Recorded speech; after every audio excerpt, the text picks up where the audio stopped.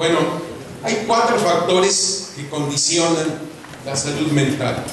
Uno es la neurobiología, y contar eso sí, poco podemos hacer, ¿no? Bien dice el dicho que el que nace tamal, pues sí es verdad, o sea, tenemos una herencia genética y esa no la vamos a poder superar, pues porque es herencia, ¿no? Sí, hay una serie de factores neurobiológicos que tienen, pues son el sustrato de muchas enfermedades psíquicas. Ahí yo pongo varios ejemplos como la esquizofrenia, el trastorno bipolar, el trastorno del TOC, el trastorno obsesivo compulsivo, que dependen mucho de la cuestión genética. Contra eso, lo que tenemos que hacer es tomar medidas preventivas cuando ya se ve que las personas apuntan hacia allá. Y otras veces ni eso podemos hacer. Una esquizofrenia de origen genético, pues le va a dar, no depende de lo que nosotros hagamos. Adelante.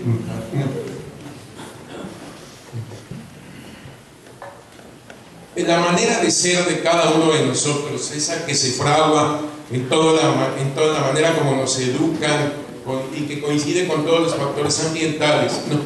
Pues esa manera de ser, en la medida en la que hay mayor asertividad, empatía, optimismo, extroversión, constancia, decisión, paciencia, todos son los factores que tienen que ver más en la manera de ser con la salud mental. Una persona que es así, está más difícil que se enferme.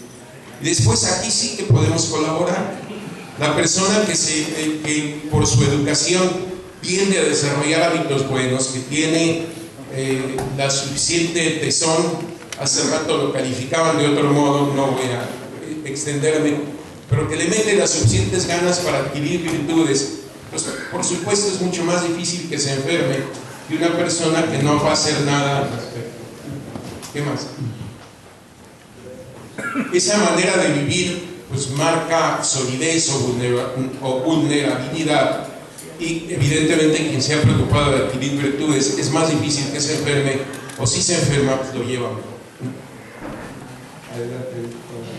El ambiente pues tiene 4 factores principales. La familia evidentemente pues tiene mucho que ver, todo el entorno familiar. Cuando es un entorno enfermizo pues es más fácil que una persona se enferme. Un ambiente sano pues tiene mejor. Aquí eso se nota mucho en las familias numerosas, ¿no? En general las familias numerosas son más sanas que las familias con pocos hijos, ¿no? Y las familias de hijo único, ya el hijo único en sí va a tener más problemas que las personas que no son hijos. Por ejemplo, en alcoholismo, cuando uno empieza a hacer un poquito de encuesta en el asunto, es un porcentaje mucho mayor de alcohólicos los que provienen de familias pequeñas que de familias numerosas. Y eso a pesar de los factores socioambientales que a veces podríamos decir, no, pues es que sería más fácil que se contagiara, sí, pero cuando son familias grandes normalmente hay menos problemas. Amigos, cuando una persona no tiene capacidad de hacer amigos, mal asunto. Las personas son muy solitarias, que no tienen así cuates, pues, y que no se mueven normales y tienen un ambiente, eso, el asunto va mal, ¿no? En personas en las cuales hay facilidad de ser amigos, el ambiente va a contribuir a que se mantengan con salud mental. El trabajo desde luego influye mucho. Una persona que se queda sin trabajo, pues a veces pasa por tal desgracia y por tal shock que aquello le pega muchísimo. Y un ambiente laboral en el que se da todo tipo de bullying, no solo se da en las escuelas, ¿no? Pues también por supuesto que pega, ¿no? Es el ir encontrando un ambiente favorable de trabajo, en cambio lo que va a lograr en que se desarrolle salud mental. En pocas palabras es el ser reconocido, ¿no? Una persona que en su chamba, en su medio, pues, se da cuenta de que es estimado. Yo no digo que sea reconocido como el genio, simplemente de que es reconocido como persona, es mucho más sano que aquel que pues, se siente tratado como verdaderamente insecto. Pues, en síntesis eso, ¿no? El entorno sociocultural pues, es lo mismo de lo que estamos hablando. Hay entornos más enfermizos y otros entornos mucho más sanos. Pues ¿por qué? Pues porque así se han constituido poco a poco. Y eso pues basta analizar un poquito la ciudad donde cada uno de ustedes vivan, para darse cuenta de que se encontraron con ambientes mejores y otros peores. Adelante. ¿Tiene que ver con la religión el asunto? Pues sí, tiene relación a la salud mental, sí. Ratzinger decía eso, que cada persona ha sido deseada es idea de Dios cada persona, ¿no? Y aquí pues en la religión la definición de religión sí se entiende, la relación personal que se establece con Dios por medio de un conjunto de creencias, de prácticas de piedad y de normas de comportamiento. ¿Se entiende eso como religión? Pues sí. Y yo simplemente lo que quiero destacar es que la religión es un aspecto constitutivo del modo de vivir, no es un mero accesorio. No se trata de algo así como, no sé, como la gabardina que se pone uno si llueve, como el sombrero. Es algo constitutivo, ¿no? Más en el caso concreto del público que me escucha, ¿no? Adelante. La fe católica tiene 3 elementos muy importantes para la salud mental, ¿no? Esa fe que cada uno de nosotros profesa y practica, de los aquí presentes, pues tiene 3 elementos que conocemos muy bien. No me voy a detener porque ustedes los conocen, pero el amor y la esperanza evidentemente son factores que dan profundidad y plenitud de sentido. El amor y la esperanza son pues constitutivos en quien los vive de salud mental, pues claro que son constitutivos de salud mental. Y además aparte hay otro elemento bien importante: el entender mejor todo el misterio que supone en la vida del hombre la presencia del dolor, la presencia del sufrimiento. No sé si han leído el último libro de Casper, ese que el Papa Francisco recomendó en el Ángelus, y dijo ahí que acababa de leer un libro que le había hecho mucho bien. Bueno, yo tuve oportunidad de leer el libro de Casper de la Misericordia, y lo que habla pues al principio del libro, lo que presenta el libro es que dice cómo el mayor argumento de los ateos para su ateísmo es la presencia del mal en el mundo, del dolor en el mundo, ¿no? Y luego él lo rebate y empieza a explicar cómo Dios es misericordia. No voy a extender el libro, pues hay que leerlo, está bastante bien, ¿no? Pero justamente lo que implica en la religión católica el entender el misterio de la presencia del dolor, el darle un sentido profundo al sufrimiento, es otro elemento claro constitutivo de salud mental, porque no se entiende el dolor como un oscuro en la vida, sino en todo caso como el claroscuro necesario. Padre Luis, la misericordia, así se llama la misericordia. No es sufrir sin sentido. El sufrimiento tiene un sentido muy claro para el cristiano y muy profundo. Y tampoco es la condenación eterna que podría tener algún tipo de puritanismo, sino es el sentirse salvado, ¿no? Esas dos cosas son elementos que evidentemente vale, no hace falta que digan más.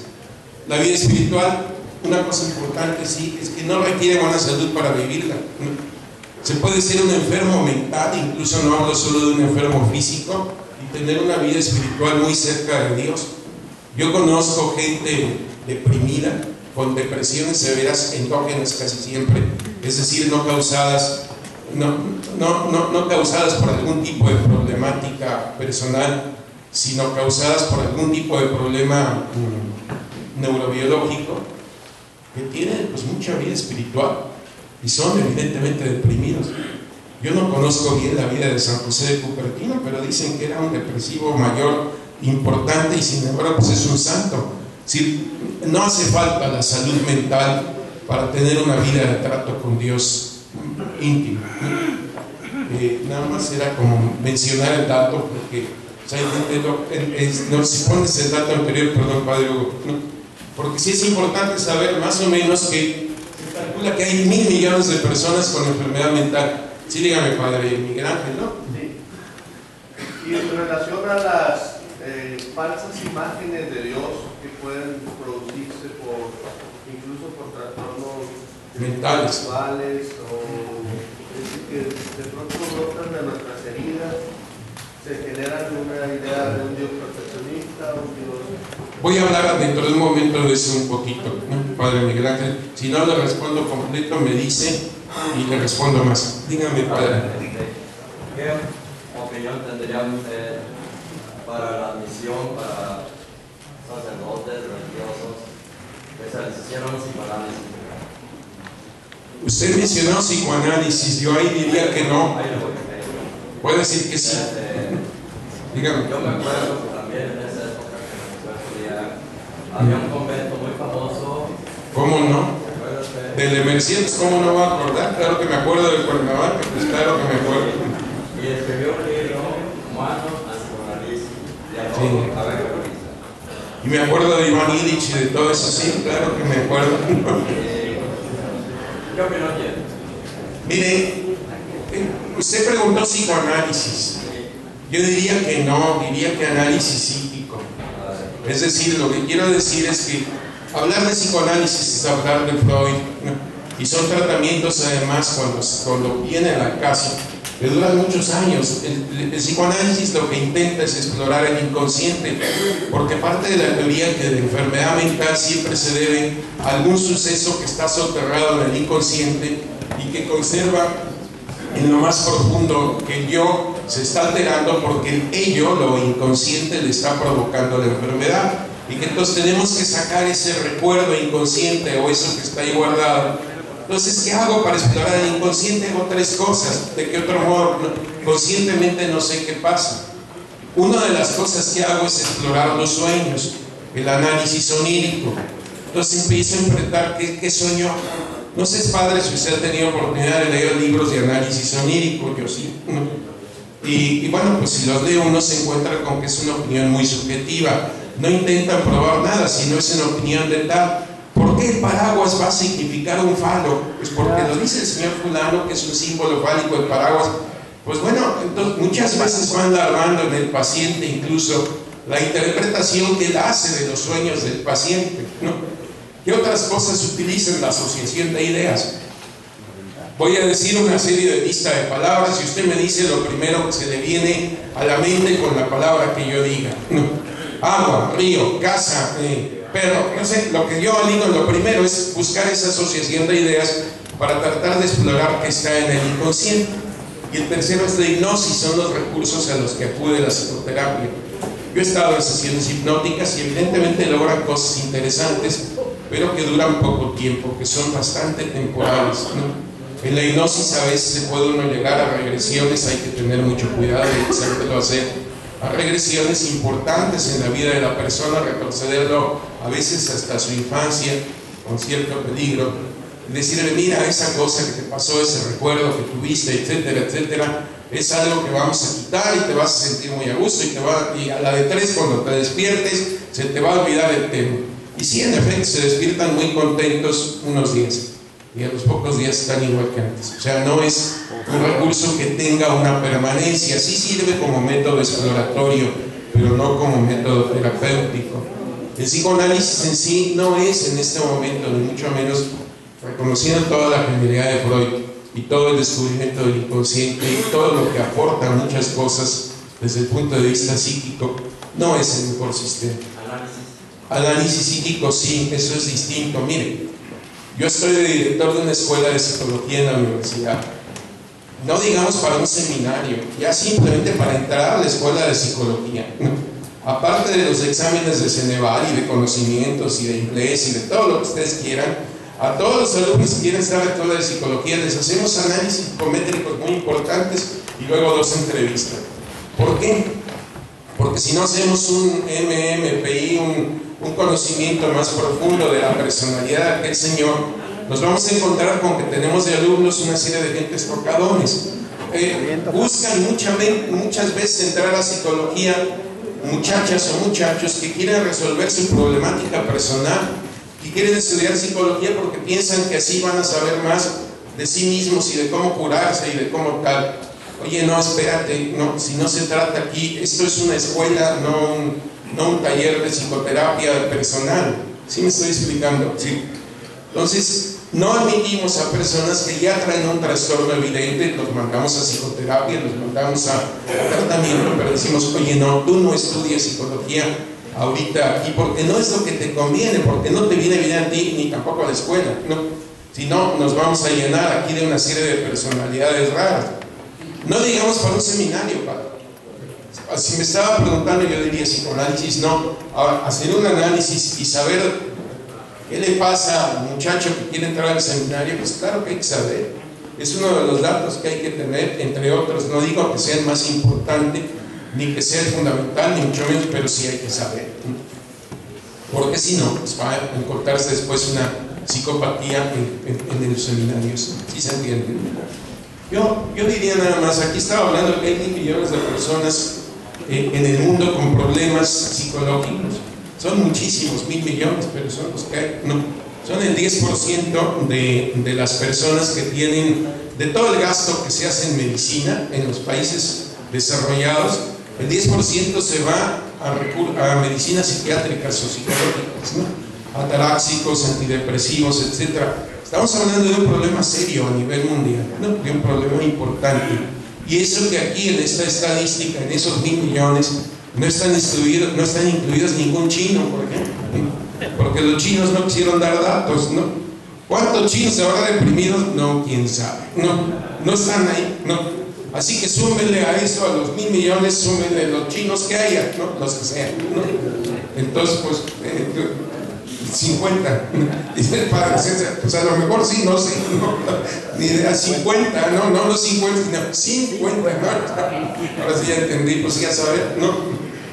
Yo les quería pasar, voy a hablar todavía un poquito de 2 síntomas nada más, muy breves, ¿no? Simplemente para distinguir que son la ansiedad y la depresión, porque son los síntomas más comunes, ¿no? ¿Qué es la ansiedad? No siempre se enferma, no siempre se enfermiza, ¿no? Hay que distinguir entre el trastorno de ansiedad y la ansiedad. Cuando uno quiere quitarle la angustia a la gente, le está uno quitando uno de los motores que lo mueve, ¿no? Muchas veces uno hace cosas por la angustia que siente. Si yo tengo un examen mañana, se acordarán todos de su época de estudiantes, me pongo a estudiar, pero estudiar en serio, porque me angustia que mañana me van a reprobar o me van a castigar porque no hice no sé qué asunto o por lo que sea. ¿Sí? La angustia que genera una serie de situaciones de tensión es normal en la vida y no la podemos eliminar porque es un motor de liberación, ¿no? La angustia y enfermedad es otra cosa, esa encadena, ¿no? La angustia y enfermedad lo que lleva es asumirse en la angustia, ¿no? Y esa sí produce una serie de alteraciones importantes, ¿no? Pero hay que distinguir y no simplemente decir la angustia va para afuera, no se trata de darle ataráxicos a las personas, cosas que eliminen los sentimientos para que vivan una especie de vida sedada en la que pues nada importa porque están así como flotando, ¿no? Cuando uno ve pacientes a veces que los mantienen así, pues bueno, se entiende en un esquizofrénico tipo paranoide que es agresivo y que mejor lo mantenemos sedado antes de que mate a alguien, pero salvo casos de ese tipo, ¿no? Tampoco se trata de provocar una especie de sedación en la que la gente viva, no sé, pues como tendiéndole al nirvana, ¿no? A confundirse con la rueda de las cosas. No va por ahí, ¿no? La salud mental no es eso, ¿no? La angustia no se puede eliminar del todo. Y otro, la depresión. Hay que distinguir entre estar triste por acontecimientos, podría decir lo mismo casi de la culpa, ¿no? Y que la tristeza como enfermedad comienza a conducir la vida, ¿no? Una persona que está sana, ¿no? Y que está triste por algún motivo, no sé, porque se le murió un ser querido, ¿no? Pues tristemente hace lo que tiene que hacer. Una persona que está deprimida no hace tristemente lo que tiene que hacer, se deja llevar por la tristeza y a veces no hará nada, ¿no? Y eso es un síntoma claro de enfermedad. Aquí podríamos multiplicar los ejemplos y las cosas porque el común denominador son los trastornos de ansiedad. Yo simplemente lo quise mencionar y decirles que les van a repartir unas hojas de los test de Goldberg, ¿no? Les van a dar uno a cada uno que califican angustia y depresión. Están hechos de tal modo que se pueden calificar ustedes mismos. Si me los entregan de regreso, qué bueno. Si no me los entregan de regreso, qué bueno también. Si me los entregan de regreso, lo único que les pediré es que pongan la edad. Pero anónimos, por favor, no quiero saber el nombre del que se está calificando. No quiero decir, está fácil de calificar, ¿no? Si dan en ansiedad más de 4, es que hay algún poquito de trastorno. Si dan en depresión más de 3, pues es que hay un poquito de trastorno. Ahorita los verán y se darán cuenta. Califíquenlos y cada uno ya que responda lo que considere. Y si me los quieren devolver bien devueltos, qué bueno, me ayudarán. Si no me los devuelven, pues también qué bueno, se los quedan y a ustedes los califican y que les ayude mucho a cada uno de ustedes. Bueno, nada más terminamos con los datos concretos de... Bueno, el rigorismo, la culpabilización pueden transmitir enfoques erróneos, el voluntarismo, el formalismo en la religión. Pues ya saben ustedes que son. El padre Miguel Ángel hace rato preguntaba pues va a salir así de una educación en la que el voluntarismo cuenta como mucho en toda la educación religiosa. Si vieron la película aquella de la Cena de Babette, ahí distinguen muy bien entre lo que es una educación cuáquera, puritana, muy rígida, y lo que es una educación católica de Babette, que llega de París y organiza un banquete ahí. Bueno, si no lo han visto es igual. Se trata de una conducta en la cual no se puede educar absolutamente rígido, porque muchas veces lo que cuenta no es la norma absoluta, y no estoy hablando de brincarse la norma, estoy hablando de que no se puede educar como si lo importante fuera la norma. Lo importante siempre va a ser el amor, ¿no? Y el formalismo pues es eso, quedarse en la letra y pues no ir al espíritu del asunto. Los escrúpulos pues es una combinación de poca formación religiosa con una personalidad obsesiva o con una transmisión muy rigurosa de la fe.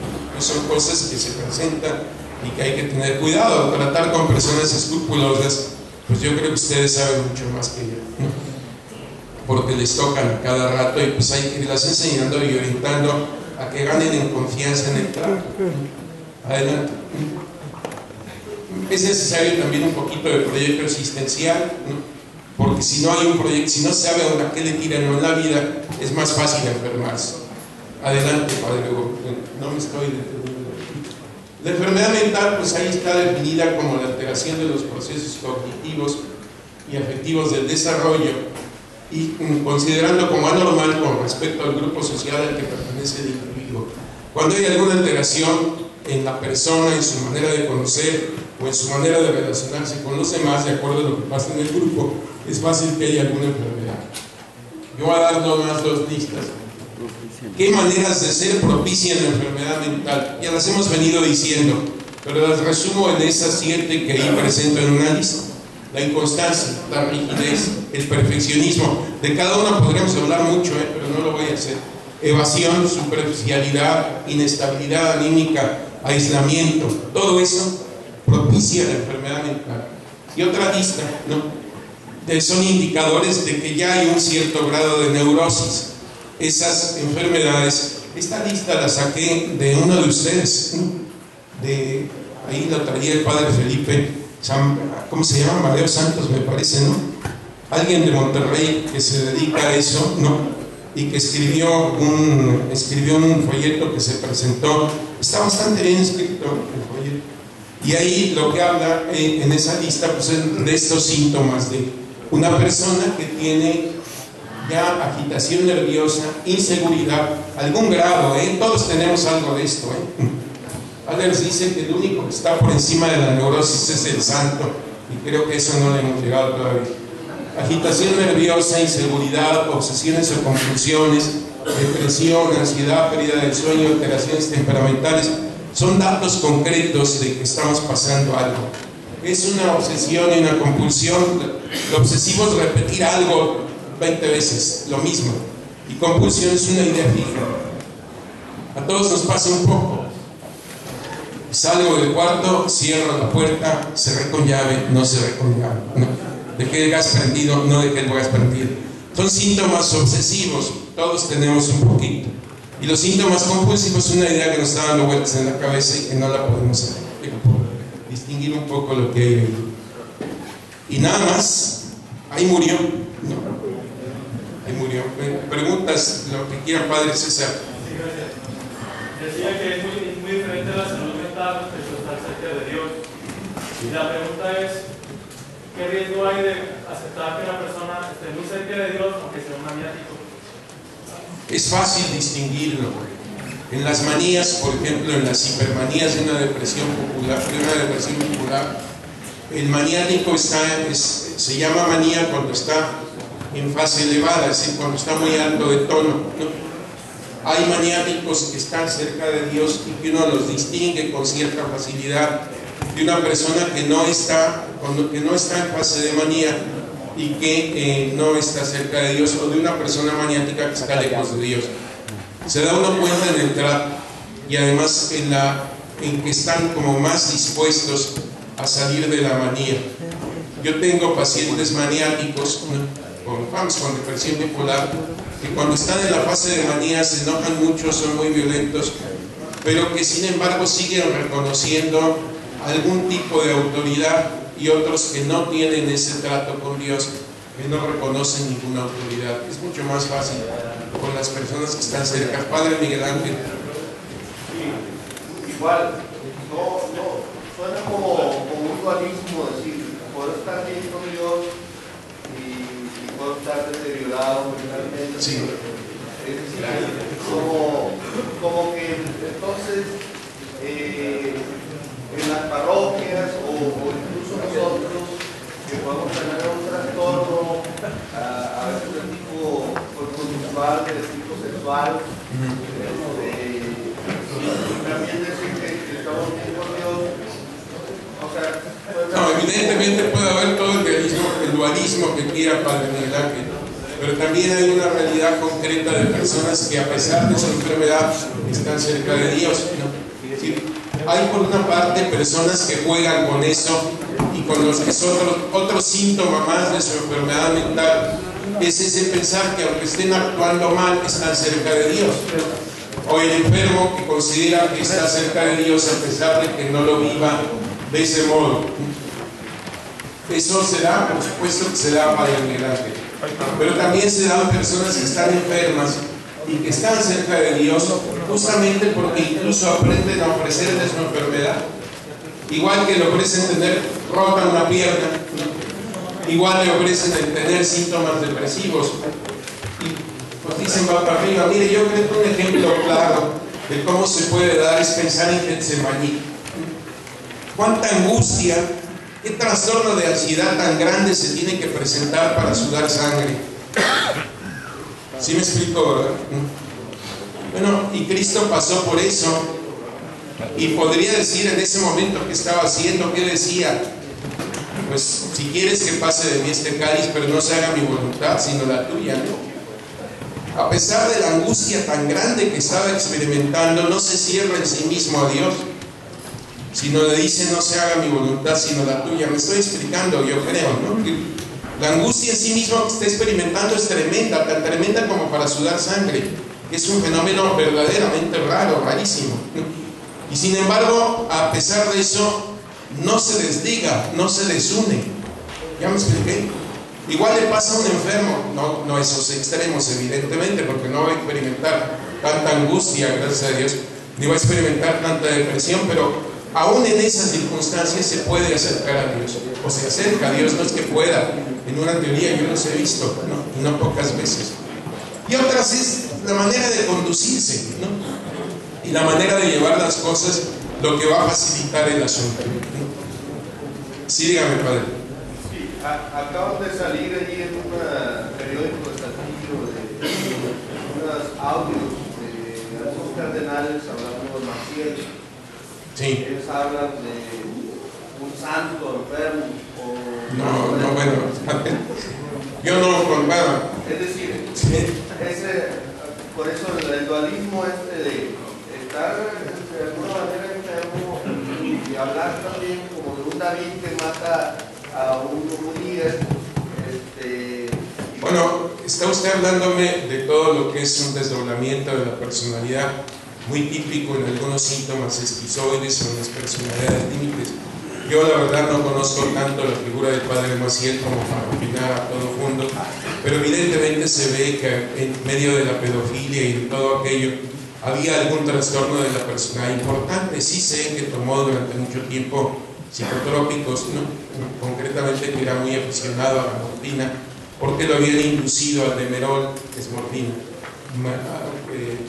desde joven por un tratamiento que le dieron, que lo dejó adicto a aquello. Bueno, eso es lo que he leído, ¿no? Tampoco es que lo sepa así, pero ahí me está hablando de una persona enferma. Él podría decir, no, podría decir lo que usted quiera, pero hablar de la santidad, pues eso yo no me atrevería ni de lejos a decirlo, porque eso es un juicio, yo no lo puedo hacer, ni tampoco el contrario, tampoco lo podría condenar, ¿no? Pero me parece que los síntomas son de una enfermedad mental, ¿no? No pensar en que eso es una manifestación de santidad, pues yo no me atrevería a decir. Mi opinión, yo no conozco ese detalle que dice el padre del cardenal, los cardenales. pues puede ser también, ya entrando a lo político, predicar, pues una defensa de ellos mismos, porque algunos de ellos, según Vaticano Leaks, también están corruptos. Oiga, menos sé todavía, padre. Le voy a decir una anécdota. En esa época, tuvimos una reunión con el señor cardenal Mario Miranda. Éramos estudiantes de los maristas en CUM de México.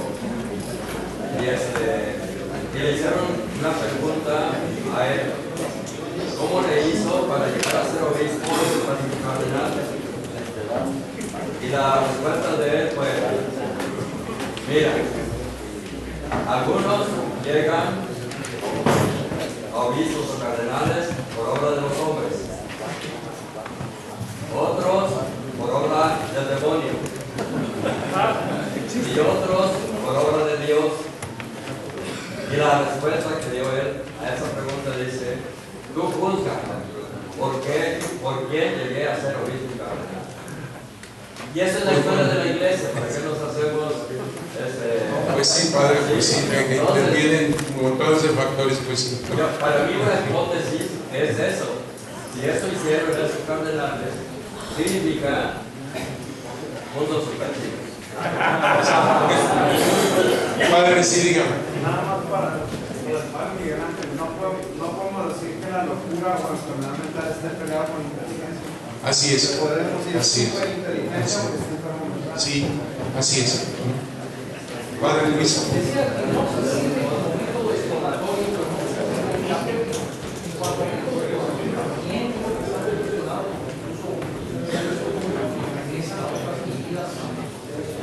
Sí. No, sí, a ver, como método exploratorio sirve hasta determinado nivel. La hipnosis es un grado de anestesia. Si yo me voy profundizando, lo puedo meter hasta coma a la persona. Tengo que tener mucho cuidado para no entrar en un síncope, en un coma o en un problema de estupor del que no lo pueda sacar bien adelante. El regresarse a otras vidas, pues es la teoría de algunos psicoanalistas sin ningún fundamento, pero que tiene alguna base exploratoria en ocasiones importante, porque no hay otro modo de llegarle. Sí, sí sirve. No digo que sea una herramienta única, ni exclusiva, ni la mejor, pero pues es una ayuda. Dígame, señor obispo. Vérita del juicio de la realidad. Bueno, ahí ya estamos hablando de una psicosis. Las psicosis se caracterizan justamente por eso, porque ya no se distingue entre lo que se imagina y lo que es real. Muchas son de origen genético, como la esquizofrenia. El guión que tenía escrito cuando gritaba y decía que a él le gustaría como que hubiera más pastores que olieran a oveja, ¿sí? Pues qué bonito lo tenemos ahí, ¿no? O sea, la imagen esa de buen pastor, ¿sí? Es como una frase golpeadora. Y luego al lado tenemos a Hernán Cortés, ¿sí? Bueno, bien, me parece a mí que podríamos uno decir: no, yo soy indigenista y lo que ustedes quieran, pero para mi gusto creo que podríamos como admirar su audacia, su arrojo, su atrevimiento, o sea, para entender como las grandes obras, ¿sí? Ese quemar las naves, por ejemplo, o ese hecho también de que una vez que las indígenas fueran como bautizadas, luego eran repartidas, ¿verdad?, entre sus soldados, y eso permitió, en frase feliz de Octavio Paz, como esa herencia de México para el mundo, que es el mestizaje, ¿verdad? Y lo estamos viendo aquí, ese mosaico que hay, ¿verdad?, de tonalidades, ¿sí? Y doy un dato más, muy pequeñito si quieren, miren. Eso hace, por ejemplo, que en nuestro medio los trasplantes, ¿sí?, sean más compatibles, ¿sí? Es decir, que tenemos estudiando los antígenos de histocompatibilidad, ¿no?, que son muy importantes para el tipo, para la sobrevivencia del injerto. primero, para el tipo de inmunosupresión que se va a dar, pues gracias a eso se puede adecuar oportunamente. Me hicieron una serie de observaciones interesantísimas en el receso, que espero dedicar unos minutos al final, donde espero que participe el padre Eduardo y no señor Jonás, de algunas observaciones que me hicieron que quiero compartir. Vamos a ver rápidamente. Las presentaciones la tienen aquí, está disponible y espero que se las hagan llegar, esta y la otra tiene mucha información compleja, cosas que no entiendan, me pueden poner un correo, ¿verdad? Ahí ya les pondré al final. Pues voy a ir leyendo algunas ideas y para el tema de la familia y que uno se da cuenta de la trascendencia, ¿verdad? Que se vive. ¿Se acuerdan de aquella feliz frase de Juan Pablo II? Familia, sé lo que eres. ¿Sí? Uno dice, oye, qué importante, ¿verdad? Recuperar a la familia. Muy bien. Dice ahí, anterior más, para transmitir valores culturales, morales y espirituales. Muy bien, fíjense, dice, se trata de un sistema dinámico, ya que todas las familias cambian a lo largo del tiempo. Muy bien, no me entretengo, pero es el concepto del ciclo vital. Es muy importante que cuando uno está hablando con una persona, uno diga, a ver, ¿en qué etapa está esta persona de su vida y o de su familia? Porque ahí la orientación que se puede dar a esa persona puede como cambiar mucho tomando en cuenta este elemento, ¿no? Muy bien, está el tema de las prioridades, las perspectivas, ¿no? Muy bien, las amenazas, ¿sí? Creo que nos damos cuenta cómo esos nuevos paradigmas, ¿no? Por ejemplo, la popularidad, el placer, el poder, el prestigio, la pertenencia, ¿no? Como si fueran las nuevas P's de la mercadotecnia, están impactando mucho en los jóvenes, ¿no? y el modo de conseguir a la familia. Ok, nos damos cuenta de que las enfermedades, estoy ahorita en un protocolo, ¿sí? Donde estamos evaluando el estado general de salud del cuidador primario en pacientes pediátricos. Sufren todo un desgaste físico, emocional, etc. ¿Cómo ayudarles a recuperar, ¿no? Todo. Entonces, pues eso afecta, impacta a la familia, la relación conyugal, etc., ¿no? Muy bien, fíjense, qué interesante que la familia en su funcionamiento hacen falta tres cosas, ¿no? Capacidad de resolver problemas, el cómo se organizan y luego el clima emocional, ¿sí? Entonces, vamos a detallarlo un poquito. Ok.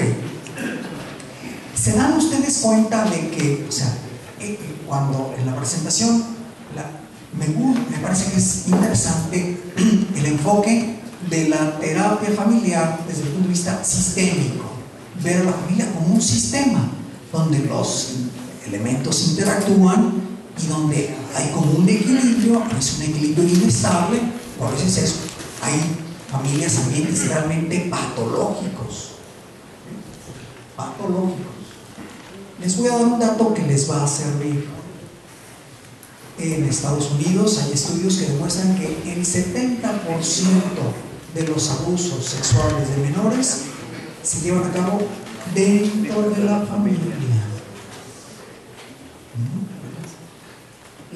Una de esas relaciones funestas es el padrastro y la hijastra o hijastro. Y uno tiene que estar como muy atento, o sea, de ese hombre que se está integrando a un núcleo familiar que no es el suyo y cuáles son sus antecedentes. ¿Sí? Bien. Ok, ¿cuáles son como esos elementos de funcionamiento? Dice, sentido de unión y de compromiso, ¿sí? Con los diferentes miembros que forman a la familia. El respeto a las diferencias, ¿sí? Individuales, la autonomía. Miren, no se imaginan ¿cuántos problemas de terapia estoy atendiendo en ese momento?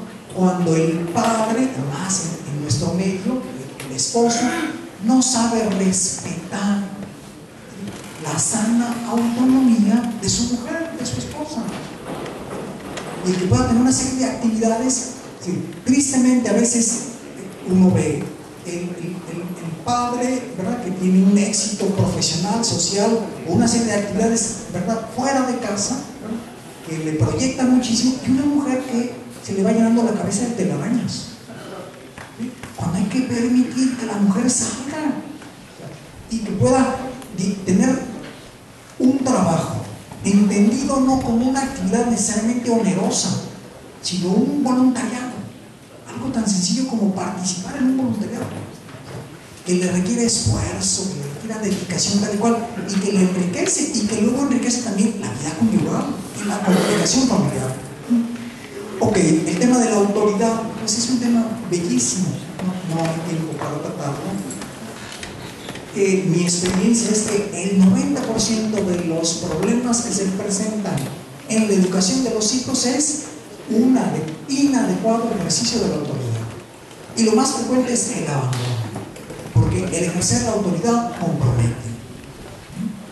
Entonces, oye, hay que fomentar, propiciar saber ejercer la autoridad en función del bien, no caer en la autoridad como un poder. Y luego, pues eso dice, la estabilidad ahí organizativa, claridad, consistencia y patrones. Muy bien, sí. Ok. Adaptabilidad, muy bien, ya habló Carlos del tema de la flexibilidad, no me entretengo, pero hay cosas, circunstancias que van cambiando, que es bueno tenerlas en cuenta. Comunicación abierta. Lo importante es ayudar a que la gente sepa expresarse y sepa decir lo que siente, lo que quiere, lo que está pensando. Muchos problemas se podrían ahorrar si la gente aprendiera a ser claro, sé claro, cerveza solo. O sea, oye, que la gente diga, oye, no le digo ahorita vamos con una cerveza, ¿no? O sea, eso para que vaya haciendo hambre.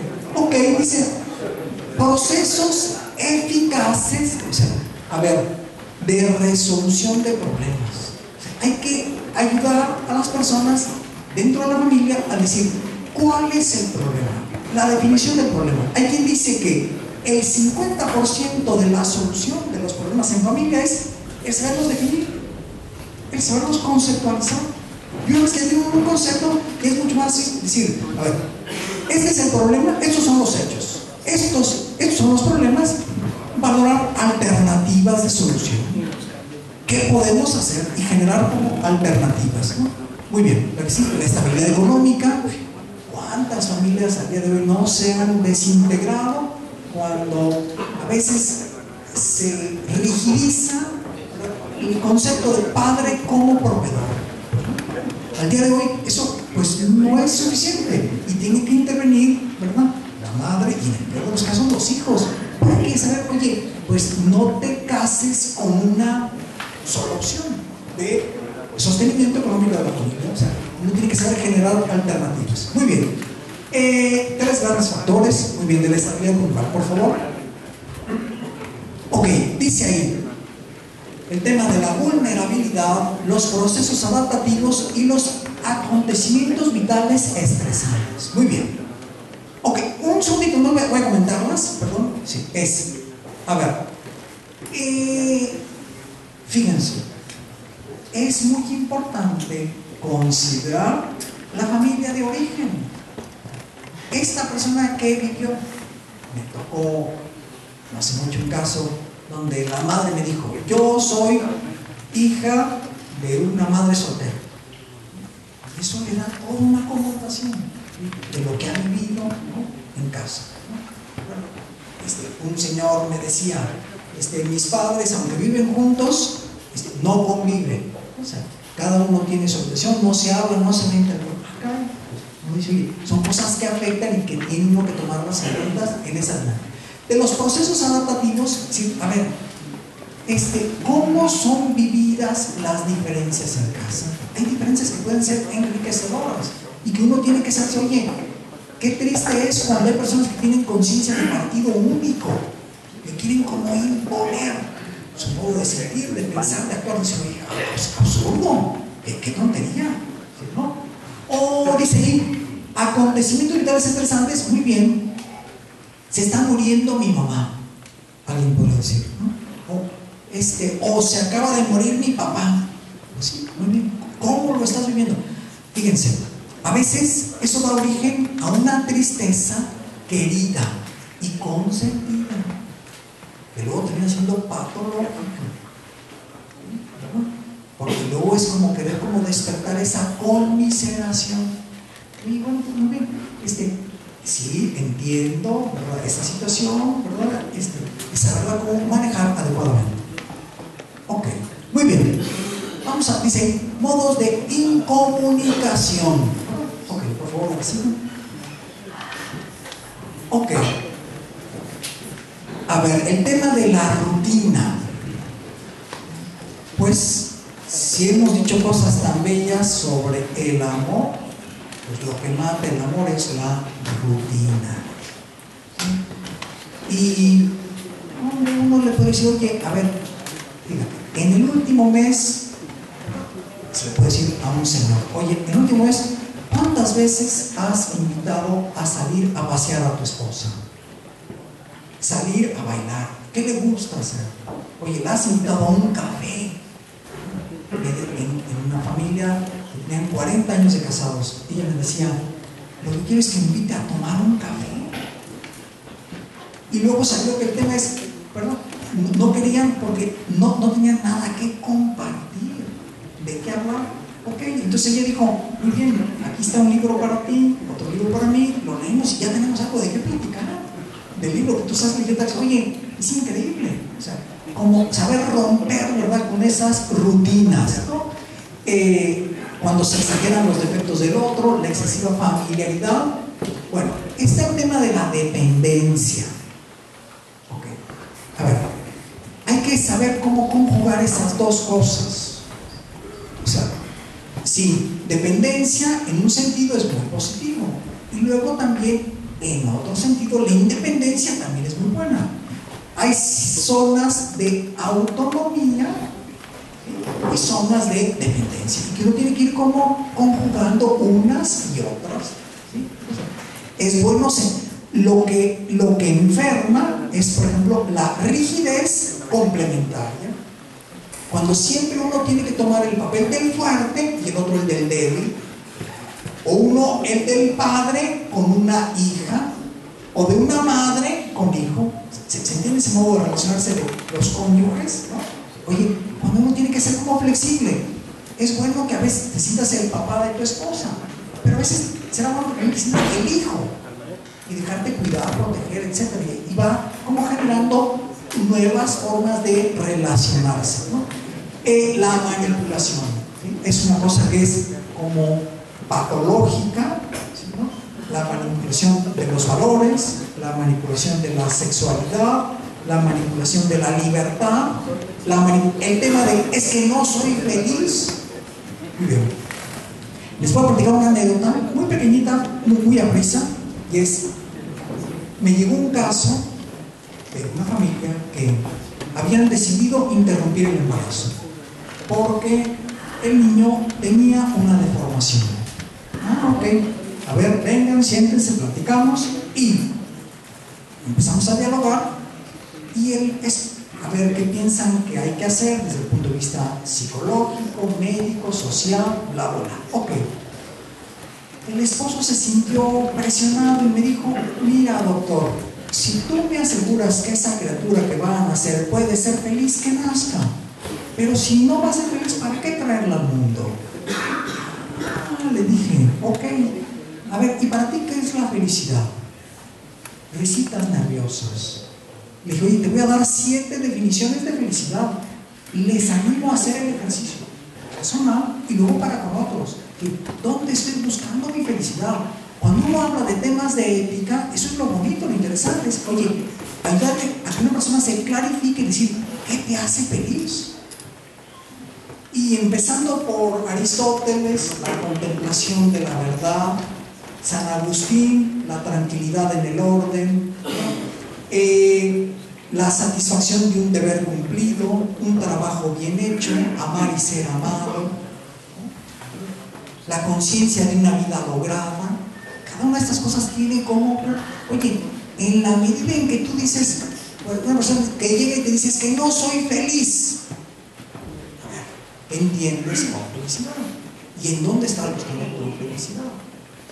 Y eso da, ¿verdad?, a un diálogo que puede ser bastante interesante. Y luego, peligroso, la apropiación posesiva, ¿no?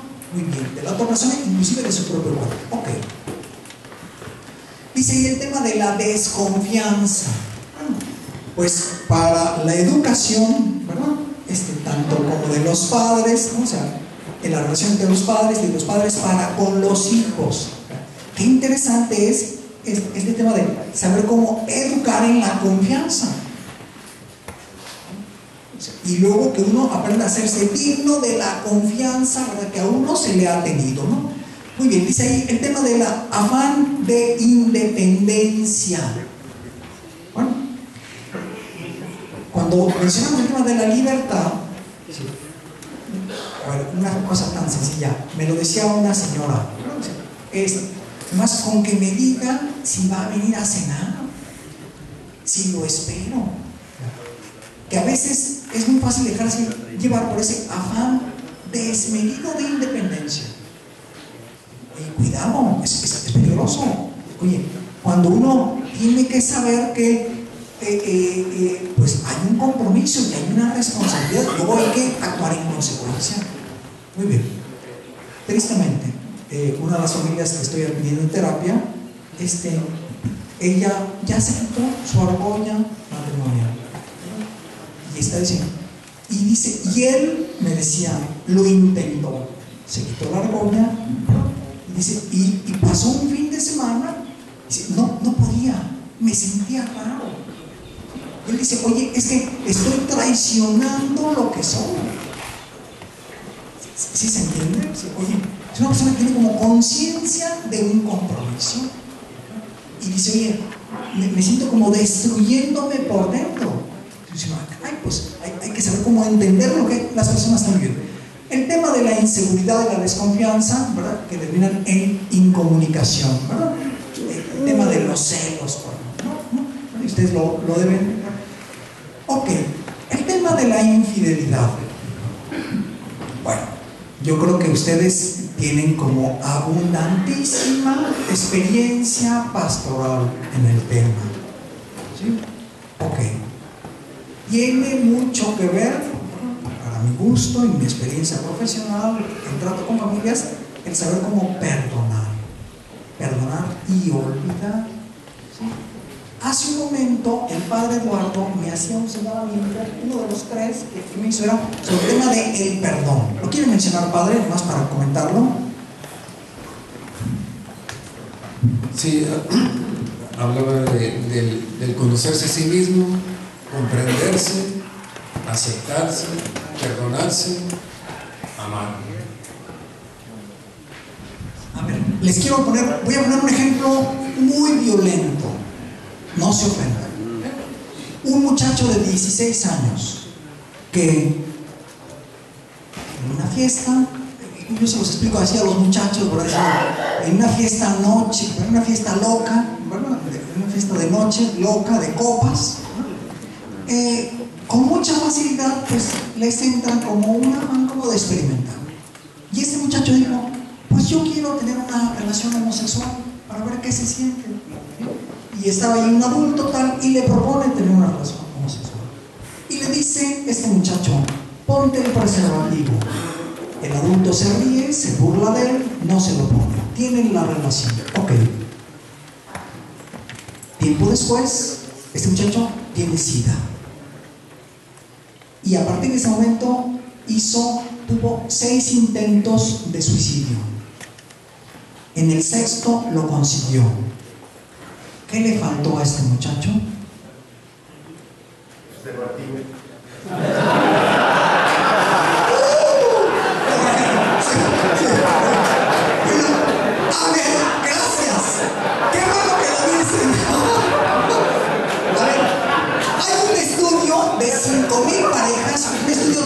nacional, ¿verdad?, que fallan en el 13% de los casos, en personas entrenadas para el uso del preservativo. ¿Ustedes creen la utopía del sexo seguro? Es una estupidez. Claro que no. Bueno, ok. A ver, les doy o sea, este asunto. Este muchacho, lo que le faltó es... ¿Conocer? ¿Cómo? Perdonarse. Aprender a perdonarse a sí mismo. O sea, hablando con mis muchachos en la universidad, les digo, mira, en plan de hacer estupideces, solo te pido que si algún día haces una tontería de tal... Vimos un muchacho en la universidad, un caso muy sonado. La familia dice, nunca nos había dado problemas. Se le juntaron en una noche 2 fiestecitas y salió tomado de una, iba a la segunda, manejando con imprudencia, le hace el alto un agente de tránsito, no se detiene y se lo lleva. ¿Se acuerdan? Y lo mató al agente de tránsito y lo subió a la imagen de Juan Pablo II que está puesta en Insurgentes junto a la Nunciatura.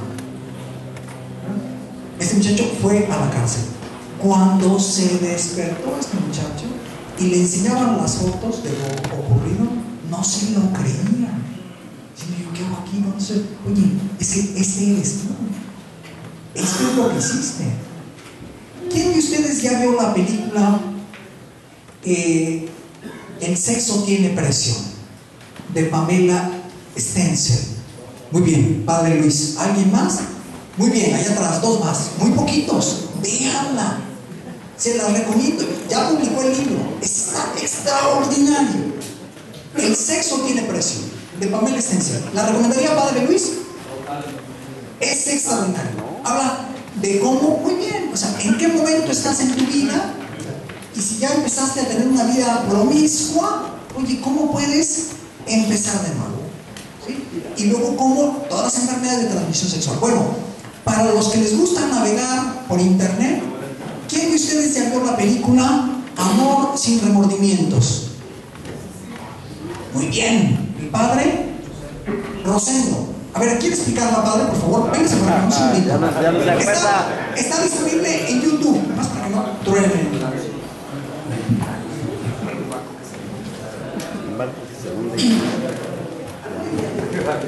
Es sobre una familia mexicana, si no me equivoco, donde hay mucha violencia intrafamiliar, pero al final pues logran subsanarla yendo pues a un tipo de terapia donde pues van solucionando y cada uno va resolviendo sus propios problemas que se exteriorizaban en la familia. Vimos otra película, yo vi otra, ¿verdad? Pero qué bonito que el padre nos compartió esa. No es la misma. A ver. No le gustó. A ver, la que yo vi, está disponible en YouTube y está por fragmentos. Se llama Amor sin remordimientos. Es la vida de 2 muchachos. Es un muchacho que se ha propuesto llegar al matrimonio habiendo vivido la virginidad, y una chica que a la edad de 15 años empezó a tener relaciones sexuales, y cada uno de los dos explica, ¿verdad?, o sea, el momento en el que se encuentran, se han comprometido y se van a casar, ¿verdad? Y está por fragmentos. Mis alumnos de la universidad, cuando ven esa película, dicen, ah, caray, o sea, yo estaba confundiendo, ¿verdad?, o sea, lo que es como la sexualidad con la lujuria. Y ahora entiendo, ¿verdad?, como un valor la virginidad. ¿Sí? Véanla. Está disponible en YouTube, ¿verdad? Y se llama Amor sin remordimientos. Y está dividida por segmentos.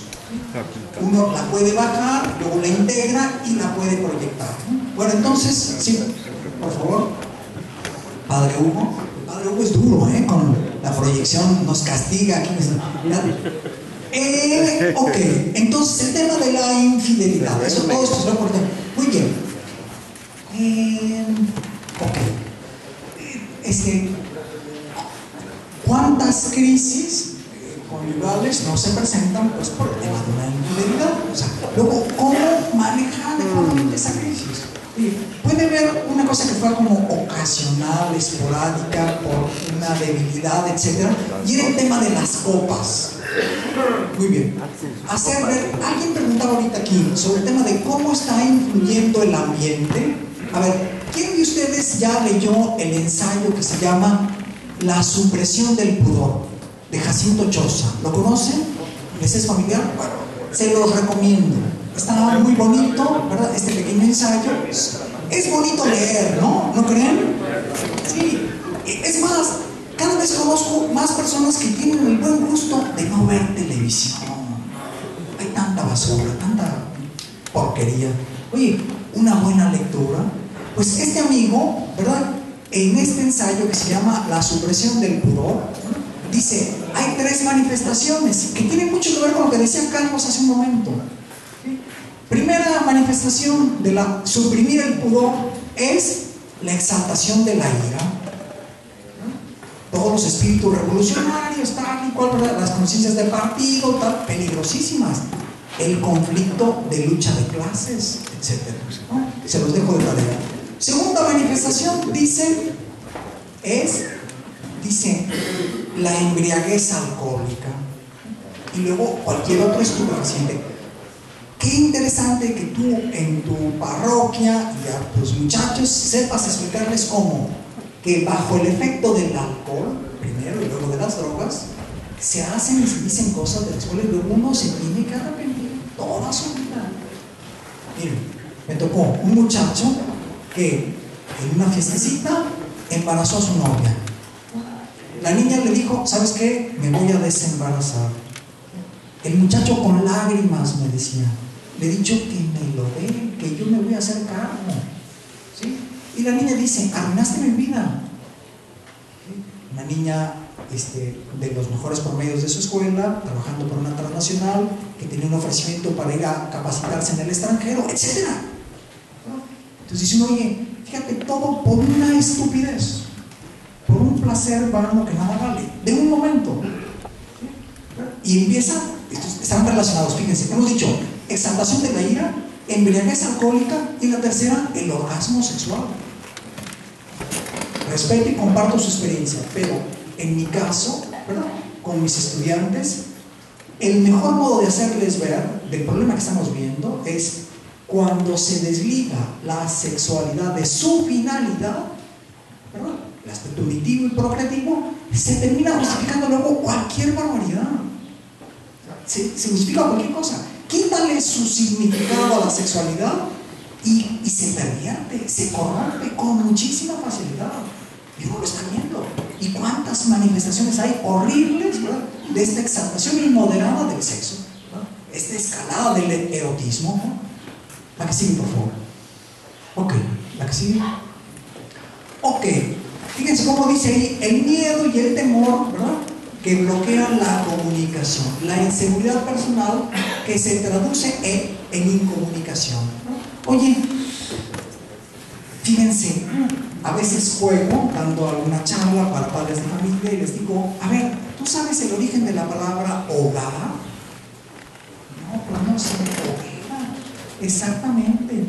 Y cuando dice, oye, y para que la hoguera se mantenga, hay que estarla como alimentando, porque si no, oye, de hacer calor de hogar, ese ambiente acogedor, agradable, donde una persona vive, ¿no? Después aquello queda como en un frío espantoso, en la frivolidad más absoluta, y eso que no hace feliz a nadie. No hay nada que haga más feliz a una persona que tener una familia integrada, saberse, ¿verdad?, miembro de una familia y, ¿verdad?, eso, ¿verdad?, convivir, tratarse, ¿no? Y la instrumentalización. Muy bien, ¿me siguen? Ok. Fíjense, 6 tipos de trastornos del funcionamiento conyugal. Muy bien. A ver. Ok, Carlos ya lo mencionó y les invito a participar. El tema de la depresión. Bueno, pues muy bien. O sea, sí puede, como me decía una pobre señora, decir, bueno, ¿qué puedo hacer con un esposo deprimido? Bueno, pues sí, la convivencia no es fácil. O sea, pero sí hay modos como de irlo como atendiendo y rescatarlo, ¿verdad? Y muy bien. Dice ahí, se trata de comportamientos desadaptados frente a la solución de problemas, altos niveles de conflictividad. Miren, me lo escucharon en la primera parte y ahora se los digo también. Qué triste es cuando uno se encuentra con familias que no han sabido cultivar la amistad entre los cónyuges y para con los hijos. No comparten nada. ¿Sí? Oye, a ver, le digo, papá, mamá, ¿quieres asegurarte que tu hijo cuando sea adolescente te va a pintar un violín y te va a mandar al cuerno y se va a ir a un antro? Sigue organizando los mismos aburridos de fin de semana. Unos planes aburridísimos. Claro que no, matan. Dice, oye, el fútbol de siempre, la visita familiar de siempre. Oye, cuando había tantas cosas buenas, educar en el tiempo libre, o sea, hay 10 cosas interesantísimas. Uno de mis mejores alumnos de la preparatoria, de este momento, de las 2 escuelas en las que doy clases, me decía, ¿qué hiciste en las vacaciones? Hicimos esta dinámica. Y uno dijo, la primera semana me fui de misiones, toda mi familia. ¿Cómo te la pasaste? Dijo, increíble, padrísimo, con mis papás, mis hermanos, tal, ¿verdad? Con otras familias, tal. Muy bien. Segunda semana, nos fuimos a Orlando. Ok, qué bueno que tiene la oportunidad de irse, o sea, que tienen medios. Oye, pero la familia primero pasaron la experiencia, ¿verdad?, de convivir con la necesidad, la pobreza, la enfermedad, etc. Oye, el ambiente de esta familia es agradabilísimo. Conozco muy bien a sus papás y les he tratado. Oye, es ser creativos, tener un ocio creativo, ¿no? O sea, como divertirse sanamente. A mis muchachos les digo igual, oye, ¿por qué uno tiene que pensar que el alcohol es el que hace el ambiente? ¿Que acaso no puedes tener una fiesta y pasártela bien sin tomar? Como si fuera como la única alternativa. Es un reto. O sea, que el calorcito, ¿verdad? Y la playa, pero, o sea, ahí es, etcétera. Ahí está el alcoholismo. Miren, en mi módulo de pareja de la maestría de terapia familiar, tomé este tema.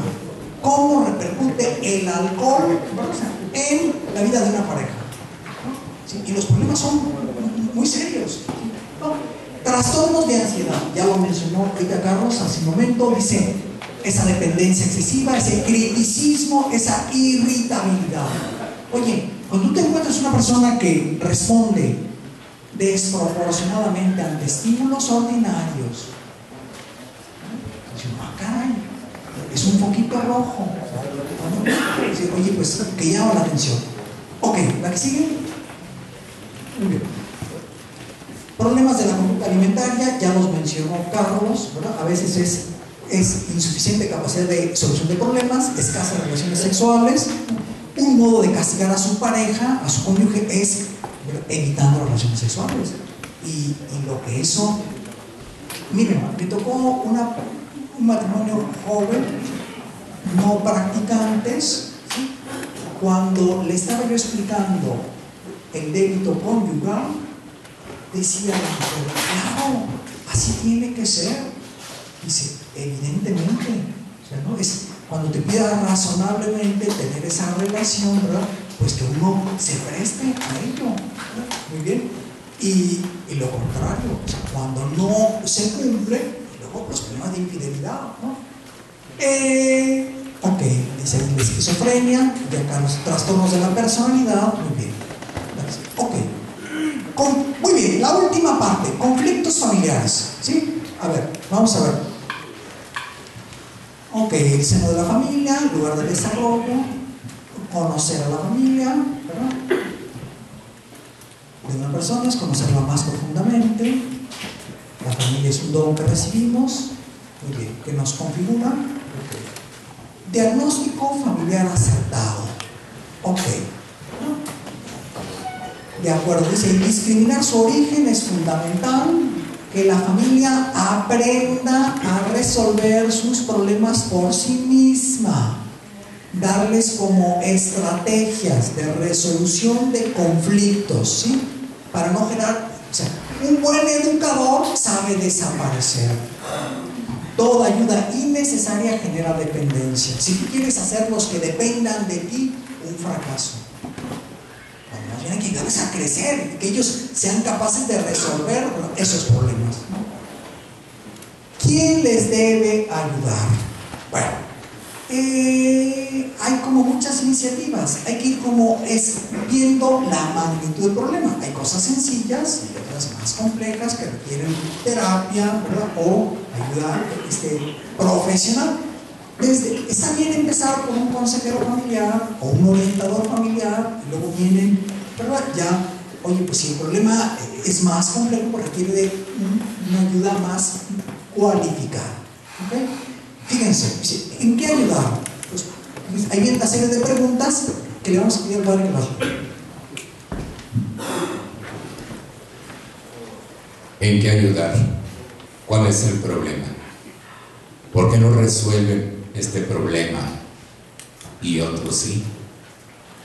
¿Cómo describen la secuencia de génesis del problema? ¿Por qué piden ayuda en este momento preciso y no en otro? ¿Quién pide ayuda? ¿A quién se lo pide? ¿Qué busca con ello? El problema es de contenido o de relación. El problema es reciente, antiguo o de siempre. El conflicto ha generado beneficios secundarios. ¿Qué comunica este síntoma?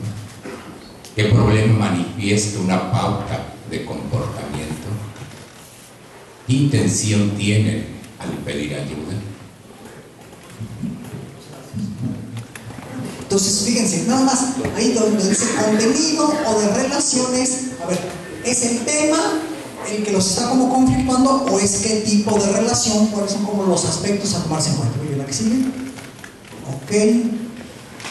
Fíjense, ¿cómo? O sea, uno aprende cuando uno está tratando con diferentes familias. ¿Cuál es la dinámica? O sea, la dinámica familiar. Dice, oye, pues ese conjunto de interacciones concretas, ¿verdad?, que dan momentos, ¿verdad?, relacionables, ¿verdad? Y el tema del desacuerdo. Ok, fíjense, ¿cuáles son los diferentes marcos relacionales? Ok, ¿sí?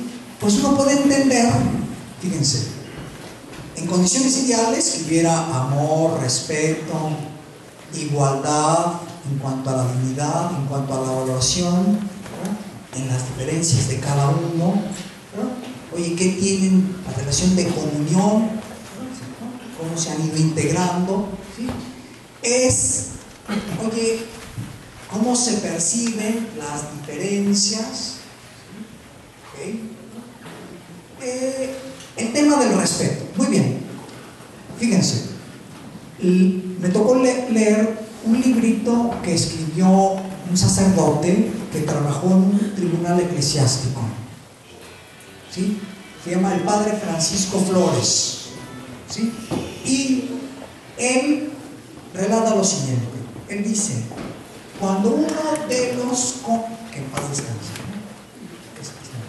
decía, cuando uno de los cónyuges se aprende a faltarle el respeto a su pareja y de ser algo esporádico o ocasional, luego se hace un hábito,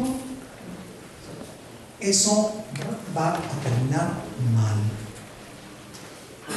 Cuando alguien aprende a faltar el respeto, y hay muchos modos de faltar el respeto, desde el grito, el abuso, el maltrato, la violencia. Ahorita estoy atendiendo a una pareja donde hay un grado de violencia altísimo, y el muchacho ya lo aceptó, ya lo reconoció, y me decía, prefiero, cuando pierde la cabeza, prefiere salirse de casa. Y es un profesionista joven y es exitoso y le va bien en su trabajo y es competente, pero se da cuenta de que dice, prefiero salirme de casa, ¿no?, por el temor a pasar de la violencia verbal a la violencia física, ¿no?, con la esposa y con los hijos, ¿no? Ok, ¿la que sigue? Ok. Muy bien.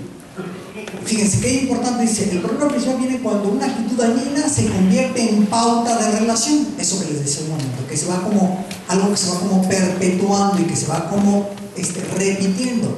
Si fue una cosa aislada, bueno, es que bueno, intentar como, ¿no?, minimizar el hecho. Ok, perdónenme la vulgaridad. A ver, ¿por qué creen ustedes el éxito comercial del Viagra en México? ¿A qué creen que se deba? Al machismo, sí, así es. O sea, puede tener como sus indicaciones un medicamento de esa naturaleza para tratar como eso, algunos problemas de impotencia, pero fíjense cómo se va trastornando, pervirtiendo, corrompiendo el sentido de la sexualidad. ¿Sí? Oye, ¿qué pasa? Que entre más, si tú haces del placer sexual un fin, entre más lo busques, más se esconde. Y es más fácil obtener, es más difícil obtener, ¿no?, ese placer. Oye, tristemente, cuando dice uno, creo que Carlos lo explicó ayer muy bien, o sea, oye, hay que abrir, ¿no? O sea, no quedarse solo con el aspecto biológico, sino con el afectivo y el humano. O sea, si las personas, en la medida que aprendan eso, el sacrificio, la renuncia, la entrega, la donación, pues va muy bien. Cuando no lo consiguen, pues imagínense. Muy bien, la que sigue, por favor. Ok. Ampliar el foco es una de las estrategias que a veces se utiliza en la terapia familiar. Muy bien, ¿qué sigue? Las familias de origen, creo que ya lo mencioné. A veces las intromisiones, ¿no?, pueden generar muchos problemas. Madres posesivas, hijos dependientes, ¿no? Ok, el tema de la estructura familiar. Muy bien.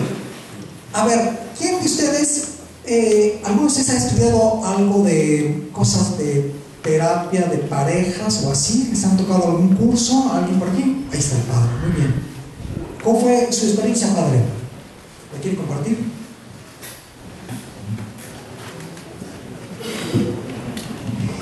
Pues en realidad es algo muy, creo que todos los sacerdotes deberíamos de tener para poder entender, pensando por nuestra propia vida sexual, porque como ya decía el padre ahorita, mucha gente piensa que por tener más sexo es más feliz y puede ser hasta más fiel.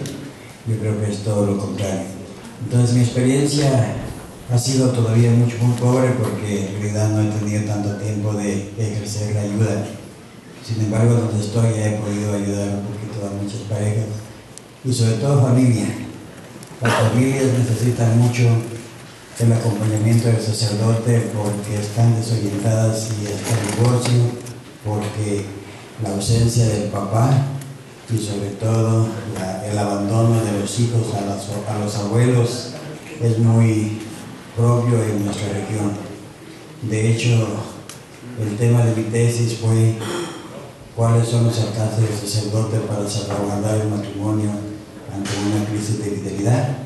Y me inspiré en este tema porque es el pan de cada día, y creo que sí es muy importante que conociéramos un poquito más. Ok, entonces, estos son como los típicos términos que se utilizan mucho para hacer un diagnóstico de cuál es la familia. A ver, en la jerarquía, ¿quién ejerce la autoridad? El tema de los límites, fíjense, un niño pequeño, entre 0 y 6 años, mimos, ¿verdad? Cariños, ¿verdad? Detalles. Entre los 6 y los 12 años, lo que necesitan son límites, que sí y que no. Después de los 12 años, 12 a 18, necesitan razones. Mimos, caricias, límites y razones. Hay gente que crece sin límites, que no les han marcado como un hasta aquí, y luego pues los problemas que eso representa, ¿no? El tema de las alianzas, que pueden ser positivas cuando la madre y el padre se reúnen, por ejemplo, para la educación de los hijos, o la madre y la hija, qué sé yo, ¿verdad? Pero luego tienes el tema de las coaliciones, 2 contra 1, ¿verdad? O las triangulaciones, los hijos que tienen que pagar como el precio de los resultados entre, ¿verdad? O sea, el niño que está triangulado, ¿no? O sea, que los conflictos de los padres, ¿verdad?, se revierten sobre el hijo. ¿Para qué sigue? Ok, comunicación. Muy bien, claridad, creo que esto ya lo hemos dicho, el tema de los silencios, la comunicación no verbal, los gestos, los tonos, las miradas, ¿verdad? El peligro de la disociación. Muy bien, la que sigue. Puntuación de la secuencia de hechos. Muy bien, con mucha facilidad se pierde este enfoque de la circularidad, o sea, que no es nada más una cosa como lineal de causa-efecto, sino que es como multifactorial, las cosas pueden como influir en la dinámica de una familia, ¿no? ¿Ok? ¿La que sigue? La escalada simétrica. Muy bien. ¿Con cuánta frecuencia alguno de los cónyuges, o los cónyuges se enfrascan en discusiones donde uno tiene que demostrar que es superior en algo al otro? Y cuando cae en eso, ¿no? O sea, esas escaladas no tienen fin y se hacen muchísimo daño. ¿La que sigue? Ya había dicho el tema de la complementariedad rígida, la asignación de roles, ¿verdad? Y que no son flexibles. ¿La que sigue? Y lo peligroso. Ok. Evitar la comunicación. A veces la comunicación entre los cónyuges es muy superficial. ¿Qué vas a hacer? ¿Quién va a pagar el teléfono? Cuando eso no es comunicar. Comunicar tiene que ser algo como más íntimo. Es como unión, o sea, como compartir, como ver juntos, ponerse metas, objetivos, la educación de los hijos, etc. Es decir, cuando no hay nada en común. Muy bien, dice Enrique Amat, ¿verdad? Dice, clave de inmadurez en el matrimonio, la falta de proyectos, falta de objetivos o metas a conseguir en un futuro, ¿verdad? En un plazo cercano. No hay proyectos, esa estabilidad, esa pareja, la estabilidad es muy pobre y la probabilidad de fracaso es muy alta. Ok, dice, el miedo a la desnudez en la intimidad conyugal. Dice, solo el verdadero amor revela el misterio de la persona, como aceptación, como donación y como ayuda. Muy bien, mitos familiares. Pues sí, también eso es bien importante. A ver, ¿qué mito tiene esta familia? Pues que los padres van a ser abandonados, que las mujeres van a ser traicionadas, que el hombre es el macho, que el hijo se va a escapar de la casa. Bueno, a ver, ¿cuáles son los mitos que hay? ¿No? Y para uno que los pueda atender, ¿verdad? Convenientemente, ¿no? Sí, ¿no? Miedos, temores, deseos más profundos. Carlos hablaba hace un momento de la exploración del inconsciente. Ok, sí. Vemos a la familia. Muy bien.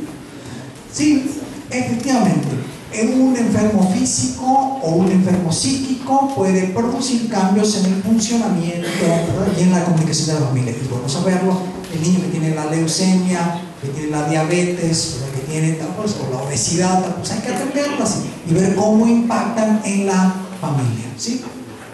¿Ok? Fíjense, vamos a escuchar.